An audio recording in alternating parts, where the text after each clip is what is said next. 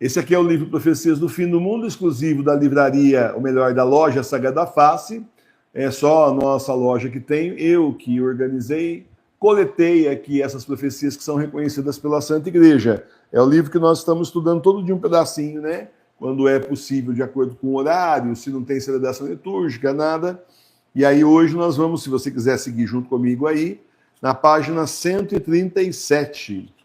137, o navio e as duas colunas, São João Bosco. São João Bosco, a gente chama carinhosamente de Dom Bosco, né? Ele nasceu em 1815 e faleceu em 1888.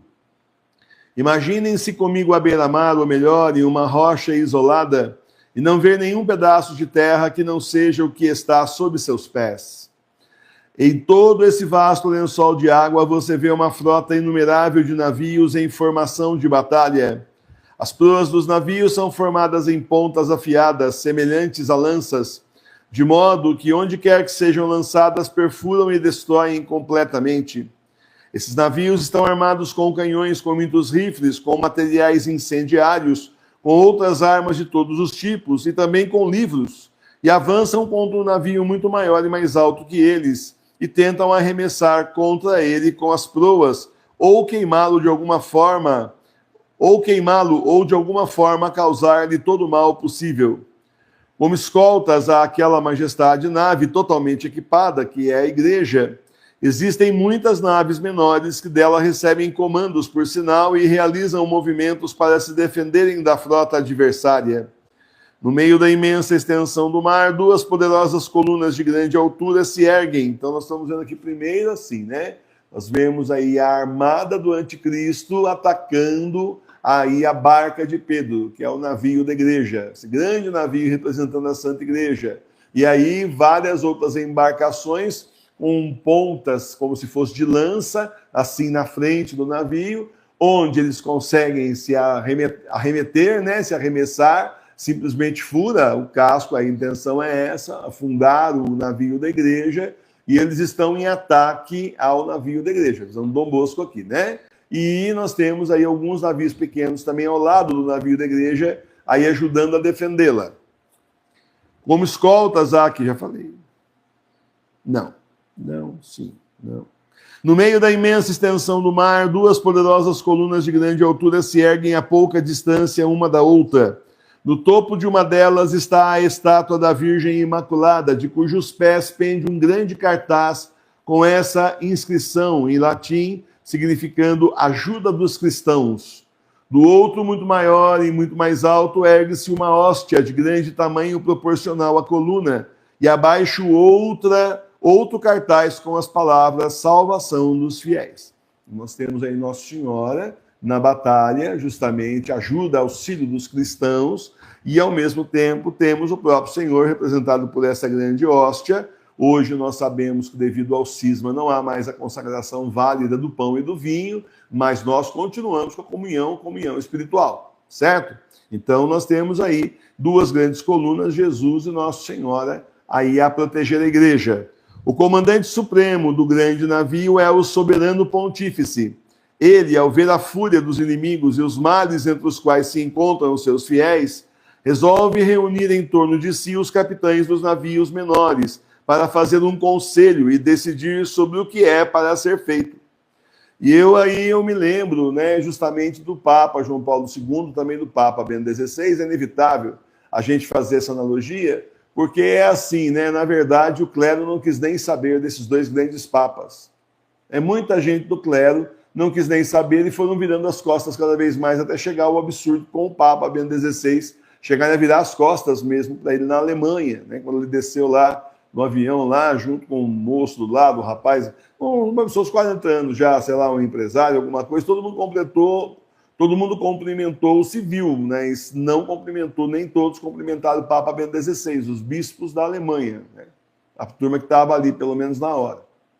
Então, a gente percebe que a estratégia deles foi se voltar para os leigos, para ensinar os leigos. Por isso a insistência do Papa João Paulo II, brilhantemente, né, criando aí a catequese, a famosa catequese das quartas-feiras, que o Papa Bento XVI também, de forma brilhante, continuou durante seus anos de pontificado ativo ali, né? Depois era um pontífice preso no fundo do Vaticano, mas até 2013 ele estava na ativa. E ele, então, chamando aí os leigos para a salvação da igreja, porque sabendo que o clero estava afundando aí na maçonaria eclesiástica, nas seitas, na nova ordem mundial, no paganismo, etc., resolveram, então, investir nos leigos. Deu certo. O sopro de vida que eles deram para a igreja já era para ter tombado faz tempo. O sopro de vida que eles deram para a igreja aí por mais anos e décadas foi, assim, muito importante até para nós chegarmos até aqui, certo? Todos os capitães sobem a bordo, se reúnem em torno do Papa. Eles realizam uma reunião, mas enquanto isso o vento e as ondas se acumulam em tempestade e eles são enviados de volta para controlar seus próprios navios. Há uma breve calmaria. Pela segunda vez o Papa reúne os capitães ao seu redor, enquanto a nau Capitânia segue seu curso. Mas a terrível tempestade retorna, duas tempestades. Uma contra o Papa João Paulo II, tentaram matá-lo, e outra contra o Papa Bento XVI, derrubaram-no do poder, porque aprenderam o seguinte, né? Se matassem o Papa Bento XVI, João Paulo II, que sofreu várias vezes várias tentativas de assassinato, não foi só aquela da Praça de São Pedro, iam fazer dele um mártir. Eles não queriam Bento XVI como mártir. Certo?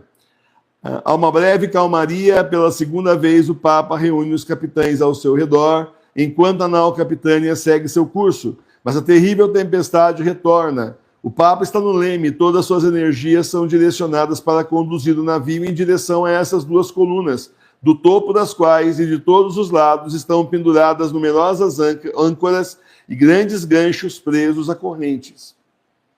Só que interessante, né, a simbologia do sonho, dessa profecia, né? Então, todo o esforço do verdadeiro Papa é levar a igreja para Nossa Senhora e para Nosso Senhor.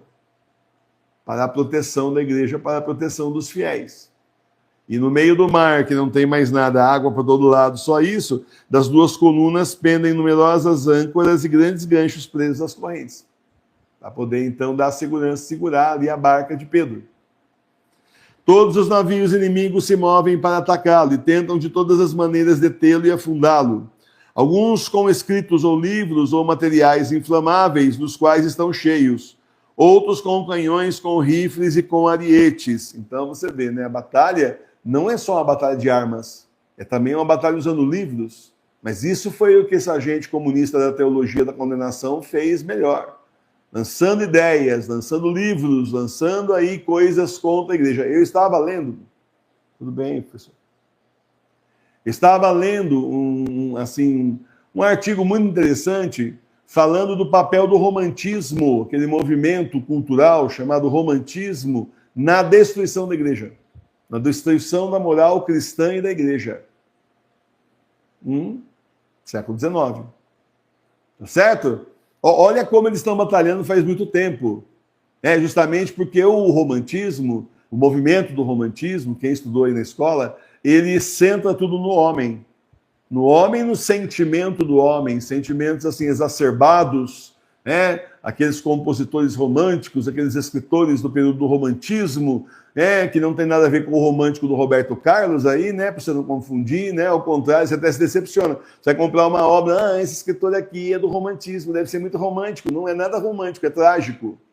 Aqueles sentimentos, aquela profusão assim de emoções, também não tem nada a ver com o Roberto Carlos, e eles simplesmente estão lá, assim, se desfazendo, voltado para eles próprios, quando muito aparecer aí Deus ou a igreja para criticar.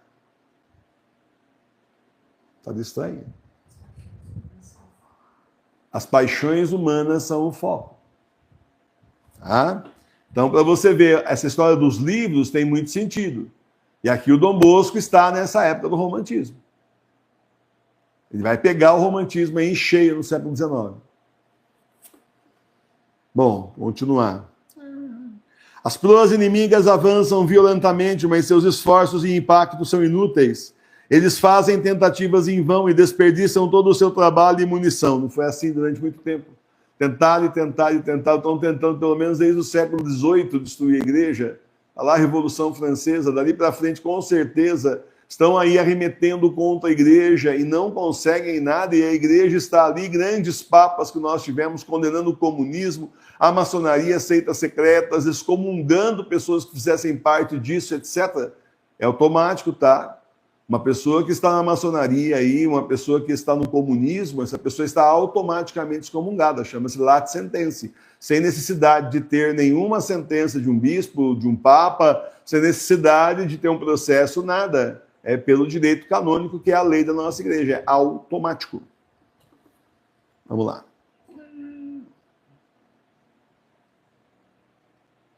O grande navio segue seu caminho com segurança e tranquilidade. Às vezes acontece que, atingido por golpes formidáveis, ele abre grandes e profundas lacunas em seus lados. Mas assim que o dano é feito, uma brisa suave sopra das duas colunas e as rachaduras se fecham e as lacunas são interrompidas imediatamente.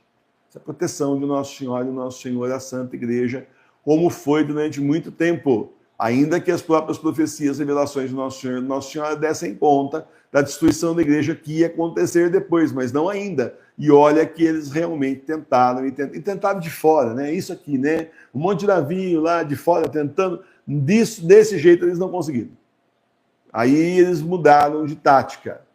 O diabo mudou de tática. Falou, peraí, gente, não estamos conseguindo nada, vamos mudar a nossa estratégia, vamos entrar e invadir por dentro.